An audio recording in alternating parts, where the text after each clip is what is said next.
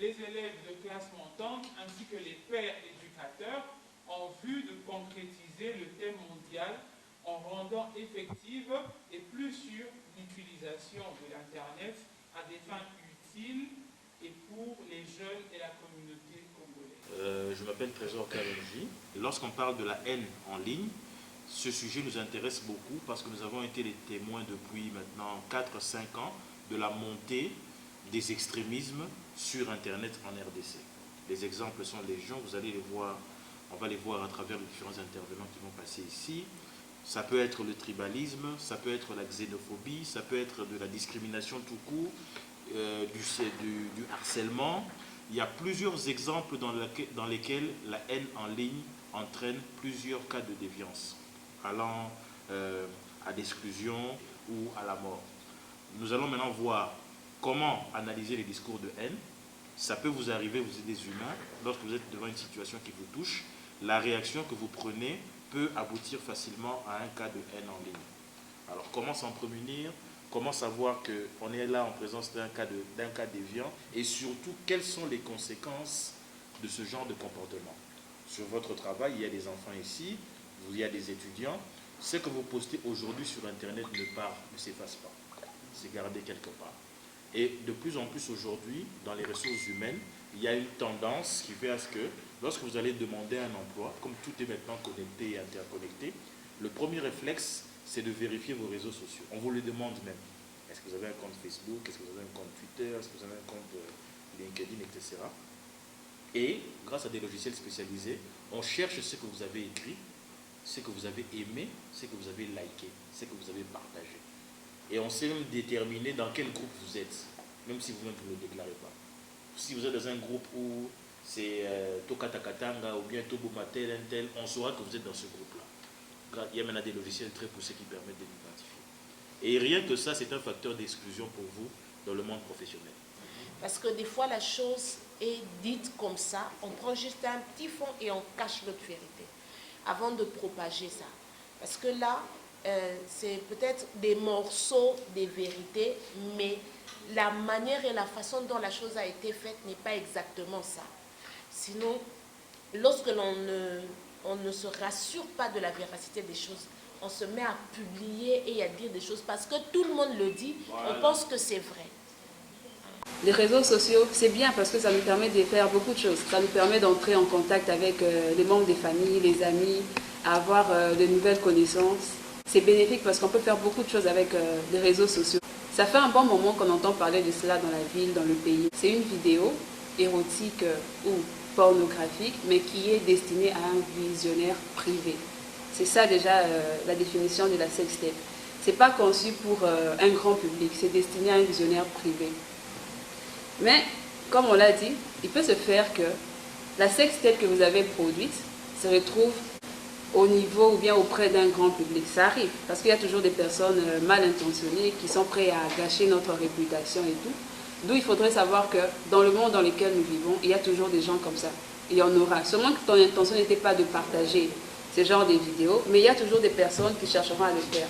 Donc l'essentiel serait de ne pas, pour moi personnellement, je préférerais ne pas faire ce genre de vidéos, parce que ça peut toujours sortir. Tu te diras que oui, voilà, c'est privé, c'est entre mon conjoint ou bien mon compagnon et moi, mais c'est pas sûr. Avec les téléphones, avec la technologie, ton téléphone peut tomber en panne par exemple. Tu l'apportes chez un réparateur, pendant qu'il répare les téléphones, il voit ces vidéos et il les partage. Donc c'est pas sécurisant de faire ce genre de vidéos, parce que je vous dis que lorsque cette vidéo-là a atteint un grand public, c'est tout le monde. Et puis, ces genres de vidéos, ça ne prend pas du temps pour se répandre. En un clin d'œil, ça se répand et tout le monde voit. Ah non, tu vois. Et puis, les gens sont plus intéressés par ce genre d'histoire. Ça se répand très rapidement. Alors, ce que nous devons savoir, c'est que, bien sûr, nous sommes libres. Nous avons la liberté de l'expression sur Internet. Mais cette liberté ne doit pas empiéter sur la liberté d'autres personnes. Surtout en ce qui concerne la pandémie du coronavirus. Lorsque nous voyons des informations, puisque il y a plus de Congolais qui pensent que cette pandémie n'existait pas ici chez nous. Et donc, lorsque le docteur Mouyembe et son équipe font des rapports, beaucoup de personnes ne sont pas d'accord avec ça et souvent, ils font des fake news et les mettent en ligne. Alors, lorsque nous tombons sur une telle publication, on n'a pas vérifié des sources, directement on commence à partager, nous participons à la désinformation de la population. Ça s'arrête. Quand je les garde à la maison, là tout s'arrête. Dès qu'ils vont à l'école, là tout reprend. Je suis même allée plusieurs fois à l'école pour voir l'école est propre, bien nettoyée, mais qu'est-ce qui se passe? Et quand j'ai vu le médecin, on a vu plusieurs fois les médecins, ils nous ont dit c'est une épidémie, les enfants ont une grippe, ils appelaient ça grippe, parce qu'ils ne voulaient pas dire Covid pour nous faire peur, ont une grippe interminable. Le médecin qui nous a reçus nous a dit, il a le même cas à la maison, il a préféré ne plus rien de nos enfants. Et ceux qui ont des enfants peuvent constater que depuis qu'ils sont à la maison, tout là s'est arrêté. Donc je veux juste, c'est pour dire que je parle des cas des enfants, pas des cas des adultes.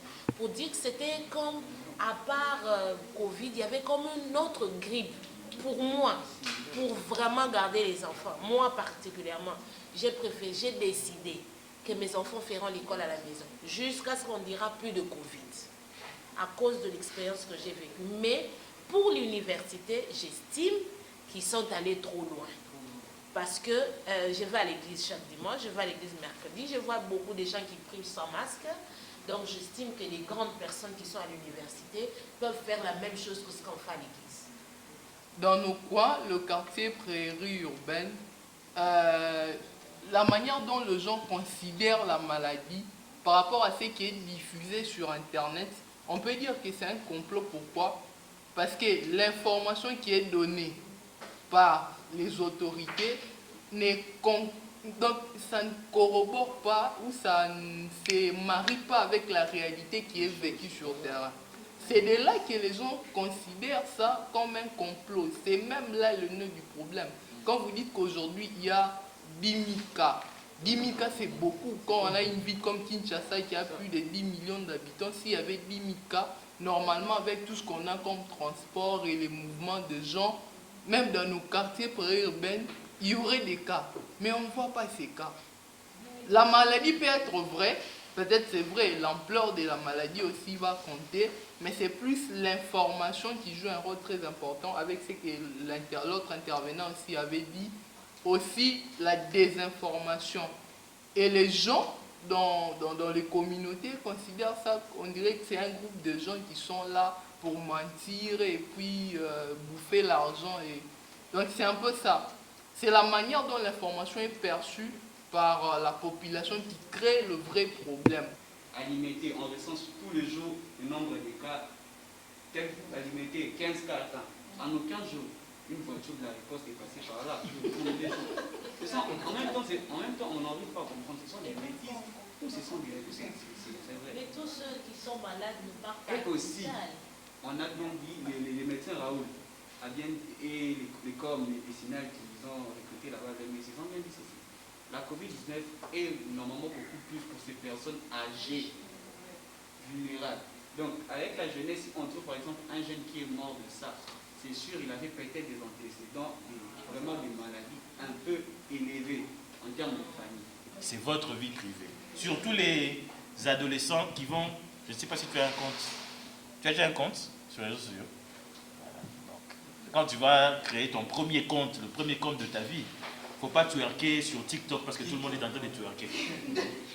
Parce que là, tu suis la popularité. Tu entres sur TikTok, qu'est-ce qui est SEO Challenge Twerk?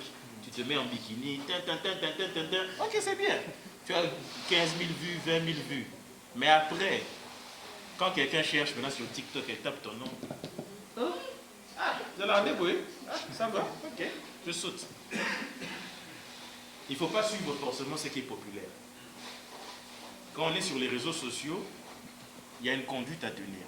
Une entreprise, on a déposé nos CV, que l'employeur